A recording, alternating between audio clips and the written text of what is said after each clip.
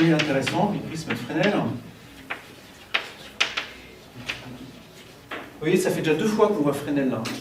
Fresnel, c'était une brutasse en optique. Hein. Si ça vous intéresse, allez voir sa bio sur Wikipédia.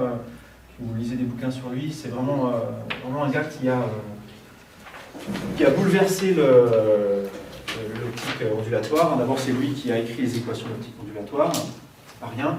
Et il a fait pas mal de dispositifs pratiques aussi pour vérifier différentes prédictions de la théorie ondulatoire. En particulier, une des choses qu'il a imaginé et réalisé, c'est la suivante.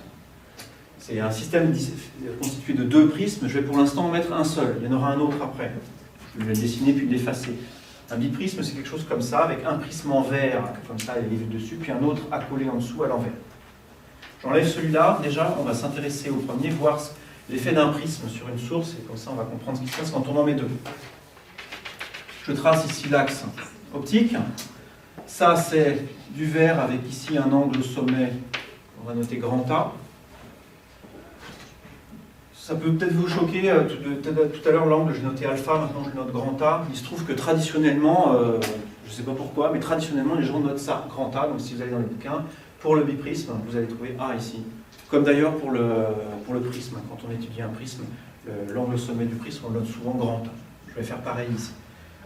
Et imaginez qu'on ait une source S de lumière qu'on place derrière le prisme.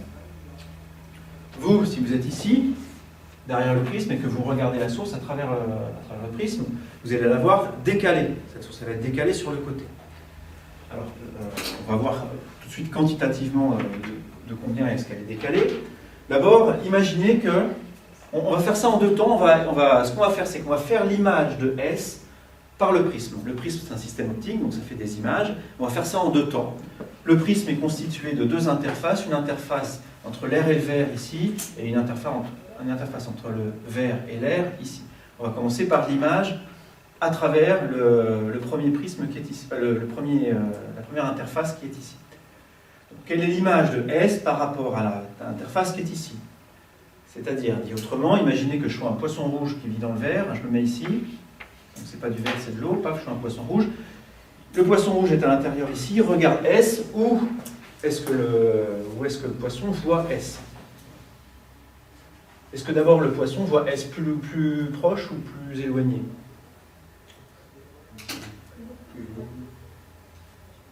Alors, si on est dans le sens, quand vous regardez dans un aquarium, les poissons, ils vous semblent plus près ou plus loin que ce qu'ils sont effectivement?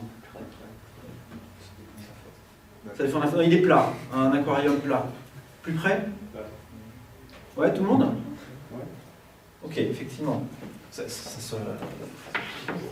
Si vous en rappelez plus, hein, ça se remontre très facilement. Hein. Vous avez ici l'œil du poisson, paf. On va considérer les rayons qui proviennent de l'œil du poisson. Les rayons lumineux ici qui partent de l'œil du poisson, quand ils arrivent au niveau de l'air, est-ce qu'ils s'éloignent ou est-ce qu'ils se rapprochent de la normale quand ils passent dans l'air? Ça s'éloigne, effectivement. On va dans un milieu d'indice plus petit, donc ça s'éloigne. Donc ça fait comme ça. Donc, par la loi du retour inverse de la lumière, enfin, pas du tout. Juste, effectivement, si les rayons lumineux partent de l'œil comme ça, dans ces directions-là, quand ils ont passé l'interface, ils ont l'impression, ils vont dans cette direction-là, donc ils ont l'impression de venir d'un point qui est ici. Donc, pour la personne qui est à l'extérieur, qui regarde le poisson rouge, il a l'impression que l'œil du poisson rouge est ici. On fait la même chose avec tous les points du poisson rouge et on trouve l'image du poisson rouge qui est effectivement rapprochée. Donc, si nous on est ici et qu'on regarde le poisson, on a l'impression que le poisson est plus près. Vous pouvez faire le même raisonnement ici, je ne vais pas le faire. Maintenant, c'est le poisson rouge qui vous regarde. Lui, il a l'impression que vous êtes plus loin. C'est-à-dire que depuis l'intérieur du prisme, on a l'impression que tous les rayons lumineux issus de S viennent en fait de ce point S' qui est ici. Et on a une expression très simple qui donne la position de S', hein. Ça s'appelle la relation de conjugaison du dioptre plan, c'est la plus simple qu'on puisse imaginer, c'est NOS égale à OS'. Donc ça se montre vraiment très facilement en optique géométrique. Donc ça veut dire que pour de l'eau avec un indice 1,3, S' est 30% plus loin paraît 30% plus loin que ce qu'il est. Bon, ça c'est S', c'est l'image de S par rapport au premier dioptre ici. Maintenant, on s'en fout des poissons rouges, on n'est pas des poissons rouges. Nous, on regarde le dispositif à travers le prisme entier. Donc il faut maintenant savoir quelle est l'image de S' par rapport au deuxième prisme, au deuxième dioptre ici. De la même façon que le premier dioptre R vers éloignait l'image, le deuxième dioptre vers R, cette fois, rapproche l'image. Faire attention cependant là, parce qu'on veut dire par un rapprocher, il s'agit ici maintenant de prendre la normale à ce dioptre ici, et c'est sur cette normale-là que va se retrouver l'image de S' par rapport au dioptre vers R. On met ici S seconde, et on a une relation de la même façon, N au S seconde égale au S prime.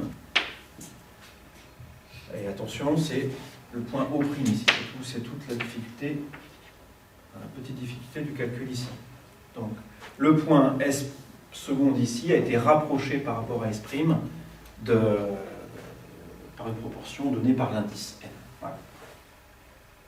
À partir de ces deux expressions, on peut déterminer la distance SS'. On peut aussi déterminer la distance SS seconde. C'est celle-là qui va nous intéresser, puisque c'est celle-là qui va... non, en fait, pour l'instant, vous ne savez pas pourquoi. On a S seconde qui est ici. On verra tout de suite après pourquoi la distance entre S et S seconde nous intéresse. Donc, pour résumer ce que je viens de dire ici, pour quelqu'un qui regarde la source S' depuis derrière le prisme, il la voit ici, en fait. D'accord ? L'idée d'utiliser un biprisme, c'est de dire, si j'en mets un autre en bas, inversé, de la même façon, l'image de S par le deuxième prisme ici va être donnée par S tierce. Ça commence à faire beaucoup de primes, mais bon. S tierce ici. Allez, je vais essayer de quand même faire un truc soigné. Je vais le mettre symétrique par rapport à S seconde. Voilà, si les deux prismes sont identiques, S tierce ici, en fait, est le symétrique de S seconde par rapport à l'axe du biprisme. Donc, pour quelqu'un qui se trouve ici, si je mets un écran là, tout va se passer comme si de la lumière venait de deux sources différentes, S seconde et S tierce. Et on peut montrer que la distance S seconde, S tierce est donnée par 2A N-1 fois, et je vais appeler ça la distance grand L. Donc ça, c'est quelque chose que je vais vous demander de chercher, pas maintenant, mais je vous laisse le soin de démontrer cette expression. Mais faites-le, hein, vraiment. De la même manière que tout à l'heure, on a essayé de calculer l'angle, c'est pas tellement plus compliqué. Calculer la distance ici, S seconde, S tierce, en fonction de l'angle grand A et de la distance grand L. Bon. Donc ça vous dit que, voilà, vous pouvez, donc avec ce biprisme aussi, vous avez deux sources ici, S seconde, S tierce, qui sont séparées par cette distance-là. Et alors ce dispositif ne permet pas facilement de changer l'angle, hein, pas du tout, ni l'indice N ici, par contre on peut changer L. Bon.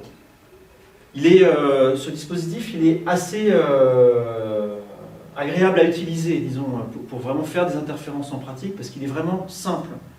Vous avez juste donc, ce biprisme-là qui se présente comme... vous avez ça qui est monté vraiment sur un pied, on en a plusieurs en salle de TP. L'angle au sommet, il est en général de l'ordre du degré, hein, il est petit. Et vous mettez simplement une source lumineuse derrière, vous mettez un écran de l'autre côté, et vous observez assez rapidement les interférences derrière le biprisme.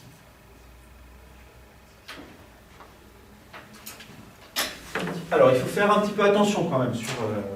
quand on commence à parler de ce qu'on veut observer vraiment. Là, si on raisonne de façon naïve, en se disant, on a une source S seconde, une source S tierce, tout se passe comme si on avait ces deux sources-là, je peux finalement enlever le biprisme ici et me dire, voilà, d'une manière ou d'une autre, on a ces deux sources-là. On a étudié ce problème-là et on a vu que ça donnait sur l'écran des franges d'interférence, une distribution de lumière qui est à la tête de celle que je suis en train de dessiner ici. Il faut faire attention, il y a un petit bémol, parce que les rayons qui semblent provenir de S seconde, ce sont ceux qui sont passés par le prisme, ici. Donc, ce sont des rayons qui sont compris dans une certaine région de l'espace. En particulier, si je trace le rayon le plus bas possible, qui est passé par S' et qui est passé par le premier prisme. Donc ce rayon ici arrive de manière normale au premier prisme, et puis ensuite il est réfracté en semblant provenir de S secondes. Donc le rayon le plus bas qu'on puisse imaginer qui effectivement donne pour image S secondes, c'est celui-là. Si je prends un rayon qui est plus bas que celui-là, il ne semble pas provenir de S secondes puisqu'il passe par ce prisme-là. Donc il va sembler provenir de celui. Le point le plus haut maintenant qui semble provenir de S secondes, c'est le point qui passe par le haut du prisme ici. Quelque chose comme ça, il est réfracté et il va par là-bas. Donc tous les rayons qui semblent provenir de S secondes remplissent cette région de l'espace ici. De la même façon, les rayons qui semblent provenir de S secondes pour exactement la même raison, ce sont des rayons qui sont compris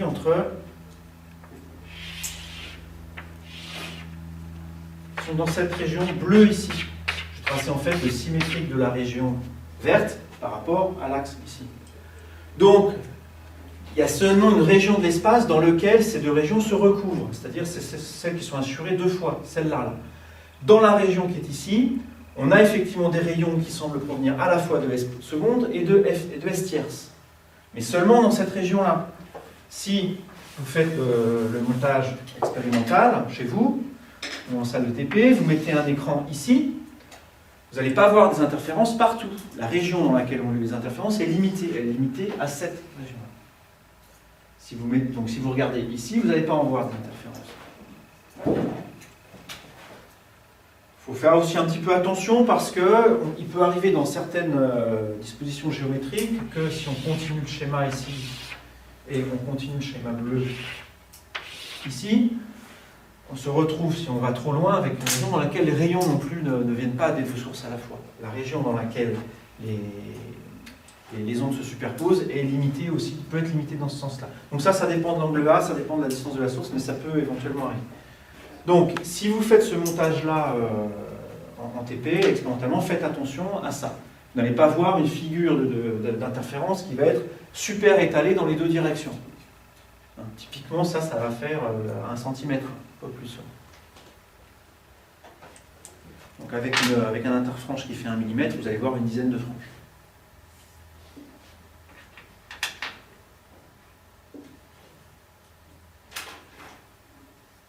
Ça va ?